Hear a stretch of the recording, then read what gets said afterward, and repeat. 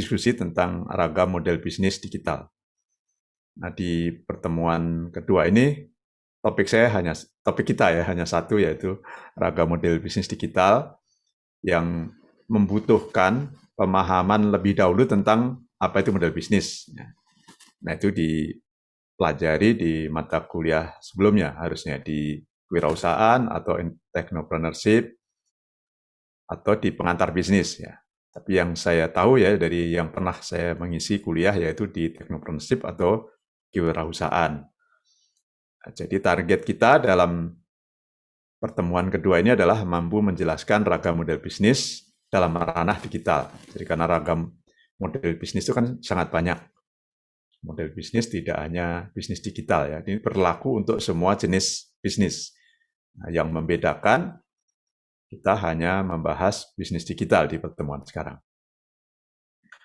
Baik, ini saya sambungkan dulu dengan pertemuan sebelumnya ya, supaya bagi yang lupa, kita membahas panjang lebar di pertemuan sebelumnya sekitar 1 jam tentang apa itu bisnis digital ya, dan garis besar mata kuliah ini. Nah, ini saya ulang dengan saya mengambil kutipan dari buku ya, supaya ada variasi ya, ada banyak pilihan teman-teman bacaan. Jadi nanti dari beberapa bacaan bisa mendapatkan kalimat yang tepat kalau ditanya gitu ya. Misalnya ditanya apa itu bisnis digital gitu ya. Jadi banyak pilihan yang tentu saja setiap pendapat, setiap penulis itu ada bedanya ya, meskipun sedikit. Ini contohnya yang saya ambil dari tulisannya Suryana dan Yoga Perdana dalam bukunya yang berjudul Bisnis Digital, Cara Mudah Bisnis di Era Industri 4.0. Bisnis digital atau dalam bahasa Inggrisnya digital business merupakan model bisnis dalam arti luas ya. Model bisnis yang sedang tren dan cukup menarik di abad ini. Jadi saya ulang kalimat pertama ini, bisnis digital itu model bisnis. Tapi di dalam bisnis digital, di model bisnis digital gitu ya, itu ada ragam, ya, ada variasi atau ada jenis yang banyak. Jadi saya ulang, ada banyak bisnis. Nah, salah satu jenis bisnis disebut bisnis digital. Ya, yang saya pernah jelaskan di pertemuan pertama yaitu bisnis digital adalah bisnis produk digital. Gitu. Yang dibisniskan adalah produk digital. Nah, nanti kita lebih dalam di sini. Nah, model bisnis digital itu salah satu model bisnis, gitu ya.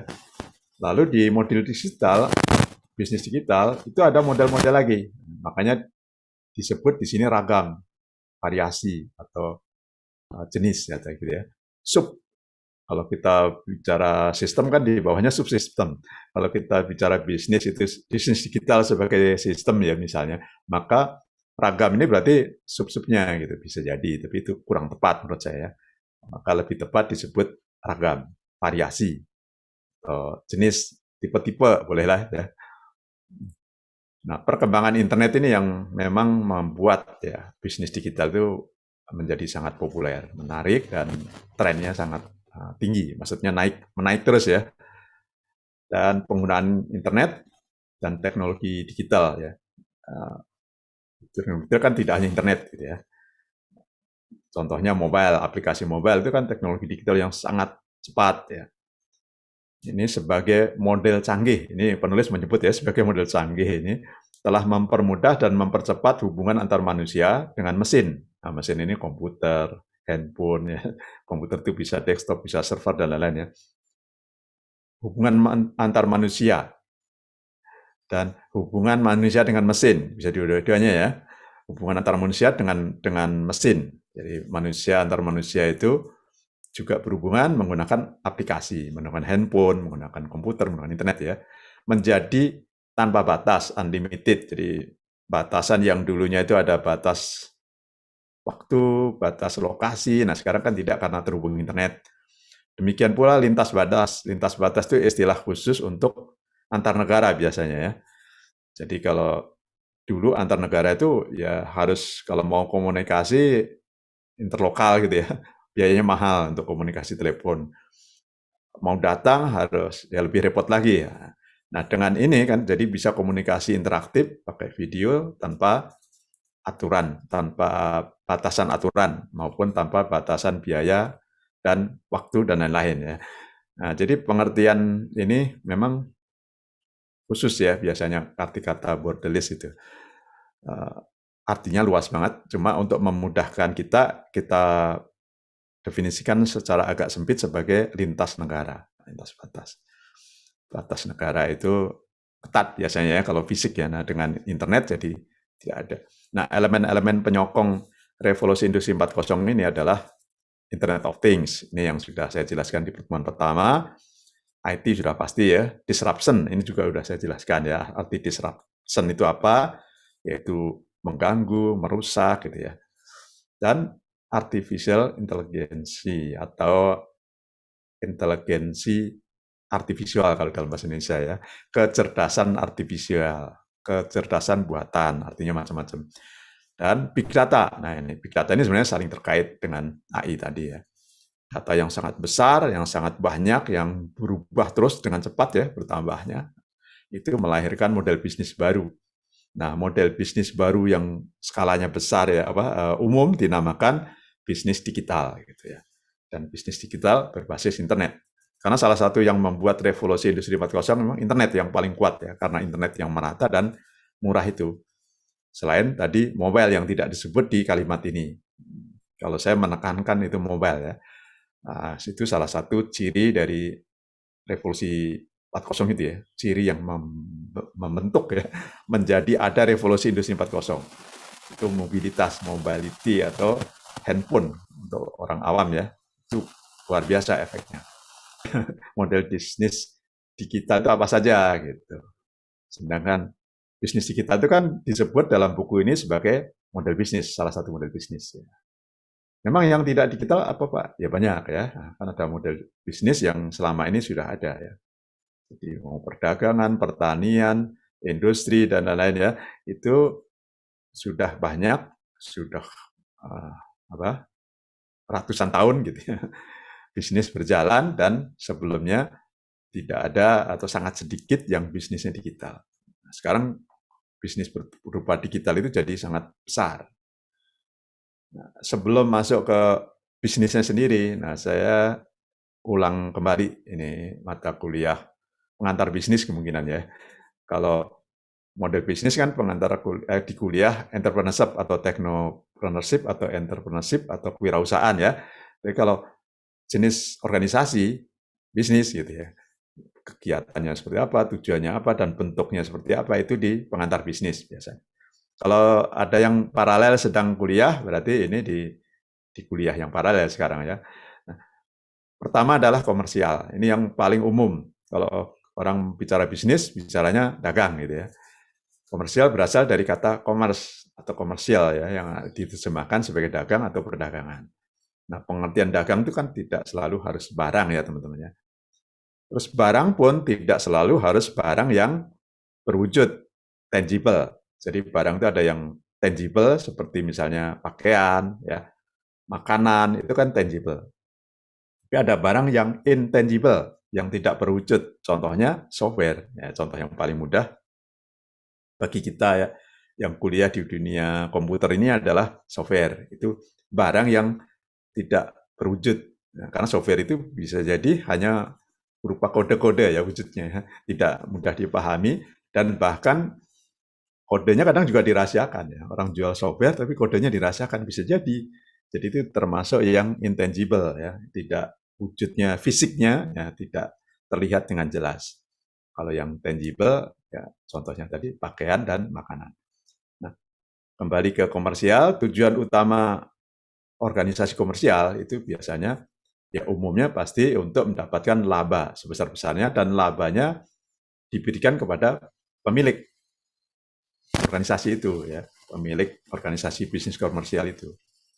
Nah, dalam bahasa Inggris disebut shareholder, pemegang saham.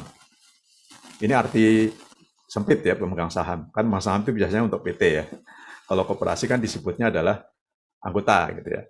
Jadi shareholder itu tidak harus pemegang saham karena itu kan contoh dalam PT. Jadi kalau bentuk organisasinya PT maka dia disebut pemegang saham. Di CV juga pemegang saham. Kalau di koperasi biasanya namanya anggota. itu kan pemilik PT itu adalah semua anggota koperasi dan lain-lainnya. Jadi keuntungannya diberikan terutama untuk pemilik tadi, pemegang saham dan anggota. Memang ada manfaat lain yaitu di luar topik bisnisnya. Kalau kita bicara bisnis komersial artinya keuntungannya itu diberikan ya, atau boleh diambil istilahnya ya, kepada para pendiri atau pemegang saham. Itu ciri khas dari dia disebut organisasi dagang. Gitu. Nah, yang dilakukan ya perdagangan. Perdagangan itu bukan berarti, saya ulang ya, bukan berarti dagang barang tadi ya. Jadi kita jasa itu juga perdagangan. Tadi kan saya baru nyebut barang ya. Perdagangan itu bisa barang, bisa pula jasa atau layanan. Nah, nanti di slide berikutnya. Kemudian pelayanan publik. Nah, kalau ada kata-kata publik atau public, pelayanan, services, ini tidak disebut komersial. Jadi untuk membedakan dengan yang komersial, kalau yang publik itu organisasinya tujuannya memberikan layanan kepada masyarakat yang luas, yang di bawah istilahnya kekuasaannya kalau negara ya. Nah, kalau organisasi di masyarakat ya, misalnya di negara kan dibentuk ada provinsi, kabupaten, kota, kecamatan, kelurahan, hingga RW, RT seperti itu ya. Nah itu pelayanan publik namanya itu. Jadi dari tingkat puncaknya ya, misalkan presiden, sampai ke RT, pelayanan publik ya. Jadi tujuannya memberikan layanan kepada masyarakat dalam memenuhi kebutuhannya di suatu kelompok ya. Nah kelompok yang mewakili negara disebutkan warga negara gitu ya. Nanti ada kelompok masyarakat, ya, anggota masyarakat. Tapi ini untuk membedakan dengan materi berikutnya tentang komunitas ya, agak sedikit beda ya. Kalau publik ini biasanya istilah ini digunakan untuk suatu wilayah yang ada kekuasaannya. Ya, misalnya tadi contoh paling mudah adalah negara. Sehingga bentuk organisasinya pemerintahan. Jadi negara, provinsi, kabupaten, kota, kecamatan, ya, kelurahan atau desa, hingga ke RW, RT, ya, paling rendah. Ya. Jadi organisasi itu bisa jadi bukan pemerintah, tapi mewakili pemerintah misalnya. Nah itu berarti layanannya layanan publik. Nah yang ketiga, ini saya gabung jadi satu, karena kalau dijelaskan sangat banyak ya teman-teman. Organisasi sosial, ya. Misalnya membantu orang tua yang sudah tidak punya keluarga ya, misalkan. Membantu usia lanjut atau anak terlantar ya, Pak, misalnya ya, yatim piatu. Nah, itu biasanya disebut organisasinya sosial. Kegiatannya sosial, maka organisasinya sosial pula. Tujuannya untuk memberikan layanan ya kepada klien yang dituju, klien ya. Pelanggan, saya beri tanda petik pelanggan itu karena kata pelanggan sering diartikan untuk bisnis ya. Padahal tidak. Jadi pelanggan itu artinya yang dilayani lah gitu ya. Jadi yang diberikan layanan. Nah, untuk memudahkan kita sebut pelanggan saja. Jadi kegiatan organisasi di bidang sosial, budaya, dan lain-lain dengan tujuan memberi manfaat kepada pelanggannya atau pada kliennya. Jadi masyarakat yang dijadikan target sebagai penerima manfaat dari organisasi itu. Jadi kalau organisasi budaya, misalkan organisasi kesenian, kan banyak ya organisasi yang khusus di bidang kesenian, budaya, di bidang pendidikan, sangat besar pendidikannya, di bidang agama apalagi ya, dan komunitas. Bahkan bisa juga sebenarnya di sini masuk politik ya teman-teman. Nah, politik itu memang agak abu-abu. Ada yang memasukkan politik di pemerintahan tadi ya, di publik, tapi ada yang memasukkan politik itu di sini juga ya, sebagai komunitas, ya, komunitas politik, komunitas yang bergerak di bidang politik. Tapi saya membatasi tidak membahas itu supaya tidak terlalu melebar ya, karena agak beda. Cenderungan saya sebagai pribadi pendapat ya, politik itu masuknya di layanan publik ya. Jadi kalau masuk ke dunia politik itu tujuannya masuk ke pemerintahan. Berarti itu jenisnya adalah public services, itu kalau politik. Jadi yang ini di luar politik. Nah, tujuannya beri manfaat di pelanggannya, tapi bukan arahnya bukan politik. Jadi bentuk organisasinya, karena ini bukan politik ya, biasanya yayasan. Yang paling banyak. Tapi ada juga perkumpulan, ya asosiasi-asosiasi itu biasanya perkumpulan atau komunitas ya. Komunitas biasanya perkumpulan, badan hukumnya atau bentuk organisasinya. Nah, sekarang kita masuk ke inti ya materi ini secara ringkas, model bisnis digital. Nah, model bisnis digital saya ulang banyak sebenarnya. Tapi ini saya sebut beberapa yang bisa dikelompokkan dulu, nanti teman-teman bisa mengaitkan dengan tugas pertama. Karena sebenarnya tugas pertama saya itu semacam pretest dulu ya. Jadi tugas pertama itu untuk memahami wawasan Anda semua atau pengetahuan Anda tentang bisnis digital itu apa, gitu ya. Produknya apa. Gitu.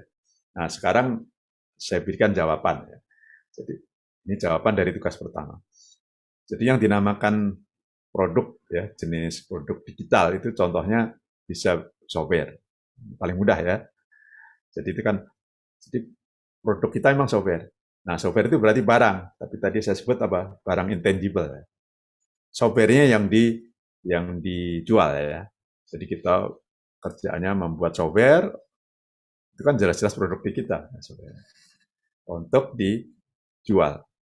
Nah jualnya kepada siapa? Ya tadi yang pengelompokan bisnis sebelum tadi. Software dijual kepada pemerintah berarti public services. Software kita jual kepada perusahaan dagang berarti itu komersial. Softwarenya kita jual ke yayasan pendidikan berarti itu pendidikan. Tapi produk kita adalah software. Itu contoh yang sekali lagi paling mudah. Software itu dapat diurai lagi teman-teman ya. Jadi ini sudah ragam software itu. Nah ada ragamnya lagi, ada variasinya lagi. Bisa berupa sistem informasi yang tinggal pakai gitu ya. Misalnya kita jual software sistem informasi sekolah, software sistem informasi karyawan misalnya. Nah itu software. Kita jualnya dalam bentuk software langsung ya. Software ini sudah kita siapkan, kita tinggal jual, dipasangkan, paling biaya pemaketannya apa saja ya selain jual software pasti ada kan, misalkan biaya pemasangan, biaya pelatihan ya, terus biaya support teknisnya kalau ada masalah, misalkan setahun biaya supportnya sekian puluh juta, nah, itu uang yang masuk. Jadi kalau kita bicara model bisnis, ini sekali lagi saya asumsikan ya teman-teman sudah paham dulu ada cara memahami model bisnis. Contohnya dengan BMC ya, bisnis model kanvas, itu kan ada 9 kotak ya teman-teman. 9 kotak di BMC itu salah satunya adalah kita dapat uang dari mana. Jadi pengertian model bisnis itu adalah memahami cara kita berbisnis. Nah salah satu cara itu adalah cara mendapatkan uang kan. Nah uang kita dapat dari mana? Nah kalau uangnya didapat dari, contohnya ini ya, dari si menjual software, berarti itu satu jenis pemasukan, yaitu softwarenya dibeli. Pelatihan softwarenya, nah itu berarti pemasukan kedua ya. Terus support, jadi softwarenya kita beri support setahun. Kalau ada masalah selama setahun, tidak perlu bayar lagi. Nah, dimasukkan di komponen jualan support. Jadi paham ya sebenarnya. Itu software sebenarnya. Nah sebenarnya paket-paket tadi itu masuknya kedua teman-teman ya, ke produk layanan. Jadi saya tadi nyebut kan ada pelatihan, ya ada pelatihan. Nah pelatihan itu berarti bukan barang kan, itu layanan. Layanannya berupa pelatihan. Jadi saya ulang, kalau di sini ini softwarenya yang kita jual ya, yang barang. Jadi kalau barangnya berupa software. Tapi kalau layanan berarti bukan softwarenya yang dijual ya, tapi misalnya disewakan. Pengembangannya ya, mengembangkan saja. Jadi dia minta software terus kita buatkan. Jadi kita dibayar karena membuatkan. Softwarenya langsung milik dia karena belum ada sebelumnya kan. Jadi belum ada software terus kita buatkan, kita dibayar karena membuatkan. Itu namanya layanan pengembangan. Cloud computing itu tergolong layanan ya.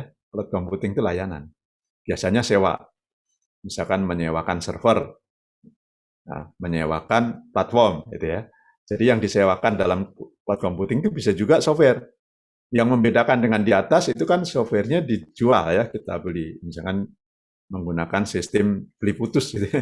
Beli putus dijual, diserahkan gitu. Sistem informasinya diserahkan. Barangnya itu berupa sistem informasi ini ya teman-teman ya. Nah ini diserahkan ke pembeli. Nah itu berarti barang. Kalau layanan itu tidak, itu kita sewakan, jadi dia nyewa. Layanan kita, softwarenya kita yang ngerawat, kita yang jalankan, servernya kita yang kontrol ya. Terus dia hanya membayar per per layanan ya, misalnya berapa space hard disknya gitu ya, bandwidth-nya. Kadang ada yang membatasi berapa prosesornya ya, sampai kalau cloud kan gitu kan, jumlah core-nya prosesornya, jumlah RAM-nya. Nah, itu namanya semua layanan ya, karena tidak diserahkan ke mereka, ke pembeli. Jadi kita tetap melayani terus. Nah, pelayanan kita itu yang dibayar.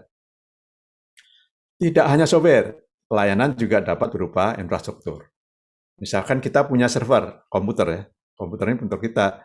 Terus perusahaan lain itu hanya nyewa, ya, nyewa VPS.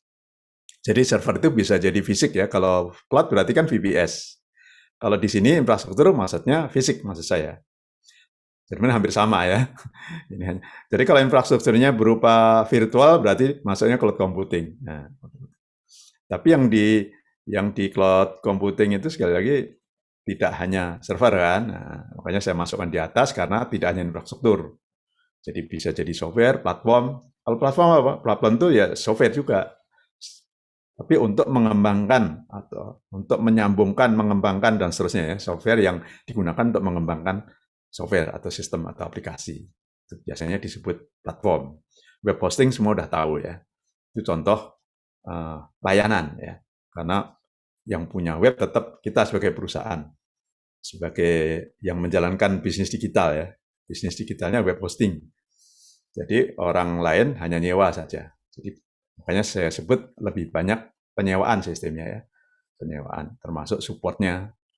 Bisa juga pelatihannya. Jadi yang tidak saya tulis di sini pelatihan, itu bisa dipaket di atas ketika menjual barang, bisa juga sebagai layanan. Jadi bisa ditambahkan di sini pelatihan. Ya. Jadi layanan yang sifatnya berupa pelatihan. Saya lupa tadi nuliskan ya. Itu karena yang ada di pikiran saya itu pelatihan yang di atas ya, satu paket. Padahal pelatihan tidak selalu harus paket dengan penjualan. Ya kan? Baik, sekarang masuk ke model bisnis yang berdasarkan target pasar. Kalau ini tadi kan model bisnis berdasarkan produknya ya teman-teman ya. Ini produknya. Kalau sekarang pasarnya. Nah, kita bisa mengelompokkan juga membuat jenis-jenis bisnis digital ini berdasarkan pasar. Sebagai contoh ya, misalkan komersial. Kita akan membuat bisnis digital untuk tujuan pasar komersial. Nah, nanti kita bahas lebih dalam teman-teman ya, komersial itu di pertemuan ketiga. Jadi kita nanti akan bahas lebih dalam. Nah, ini hanya pengantarnya di sini. Nah, berarti bisnis digital kita bisa berupa produk ya. Nah, produk itu barang maksud saya bisa barang atau layanan. Bisa produk berupa barang, contohnya tadi software yang kita serahkan, atau layanan, misalnya sewa, atau pelatihan, atau support layanannya, hosting itu layanan. Bisa berupa untuk memenuhi kebutuhan komersial. Ya, jadi pasar kita pasar komersial. Maka kita sebut berarti itu bisnis digital untuk komersial. Beda ya, kita bedakan meskipun tidak terlalu jauh bisa jadi nanti ya. Kan sama-sama web hosting, Pak. Yang satu untuk komersial, yang satu untuk publik. Yang membedakan apa? Yang membedakan ya hanya layanan tambahannya. Karena software yang kita pasang sama, server yang kita pasang sama gitu ya. Tapi karena targetnya berbeda, cara kita membeli layanan berbeda ya. Bahkan kalau di publik, pemerintah misalkan ya, itu kan sistemnya spesifik banget. Ada aturan-aturan yang khas. Contohnya, kalau kita punya cloud server, produk kita kan milik kita itu, cloud server ya. Kita punya server sebagai cloud computing, server yang ada di internet, yang kita miliki, kita sewakan. Nah, kalau kita nyewakannya ke bisnis swasta, itu kan server kita bisa ada di luar negeri. Bisa di Singapura, bisa di Amerika gitu ya. Tapi kalau kita punya produk server berupa server fisik ya, itu di luar negeri, terus kita tawarkan ke pemerintah, nggak laku. Ya. Karena ada aturan di pemerintah bahwa server tidak boleh berada di luar negeri. Nah, ini maksud saya begitu ya. Jadi dari sisi ilmu bisnisnya beda. Karena kita bicara bisnis di sini, kuliah ini. Kita tidak terlalu membahas teknologinya terlalu dalam ya. Karena materi teknologinya kan sudah dipelajari di kuliah lain. Jadi kuliah kita itu kuliah bisnis. Tapi yang kita bisniskan adalah teknologi digital gitu. Jadi tetap menyangkut, cuma saya tidak akan terlalu dalam masuk ke teknologinya. Jadi saya ulang, kalau kita punya server komputer ya, yang kita jadikan server cloud dengan tujuan komersial, itu akan beda cara kita menjalankan bisnis dibandingkan dengan tujuan publik, pemerintah misalnya. Bedanya meskipun sedikit tadi ya, contohnya yang komersial bisa di luar negeri nih server kita, yang untuk pemerintah server kita harus di dalam negeri gitu. Dan aturan-aturan lain yang khusus untuk pemerintah. Nah, yang ketiga sosial. Nah, bisa jadi sama. Jadi lembaga sosial punya aturan juga berbeda ya dari sisi layanannya kalau kita memberi layanan ke organisasi sosial.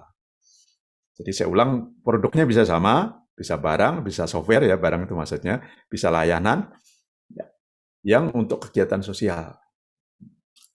Ya, contohnya kita sebagai penyedia cloud ya. Cloud ini saya mengambil contohnya cloud terus supaya mudah dulu ya. Kita penyedia server, terus kita memberi layanan menawarkan ke organisasi sosial. Organisasi sosialnya misalnya pondok yatim piatu misalnya gitu ya. Nah, itu kan berarti sosial. Kita sebagai bisnis tetap ya, kalau kita pelaku bisnis cloud-nya ini, bisnis digital kita tetap bisnis. Tapi yang kita layani itu organisasi yang bukan bisnis ya, bukan komersial ya, organisasi sosial. Nah, ini akan beda. Terus yang kedua, bisa jadi bisnis sosialnya itu milik kita juga ya. Jadi produk digital kita dengan target sosial dan kita berada di dalamnya, di dalam perusahaan sosial itu. Contohnya kitabisa.com. Nah, saya biasa mengambil contoh itu ya supaya mudah ya. Kitabisa.com itu organisasi sosial dengan membantu orang yang sedang kesulitan. Terus dia dapat uang dari mana? Kalau ditanya model bisnisnya kan dari mana ya? Nah, dia mengambil sekian persen dari uang yang disumbangkan. Itu untuk operasional. Nah, jadi karena dia bisnis ya, jadi bisnis dia mengambil biaya layanan. Nah, layanan hostingnya, layanan pengelolaannya, layanan transaksinya, ya kan ada transaksi ya. Termasuk kalau transaksinya lewat payment gateway ngambil manfaat juga. Payment gateway kan bisnis digital juga ya. Payment gateway itu perusahaan yang menjadi penghubung antara yang membayar dan yang menerima bayaran. Dan dia berhubungan dengan bank biasanya ya, karena Indonesia masih rupiah ya contohnya.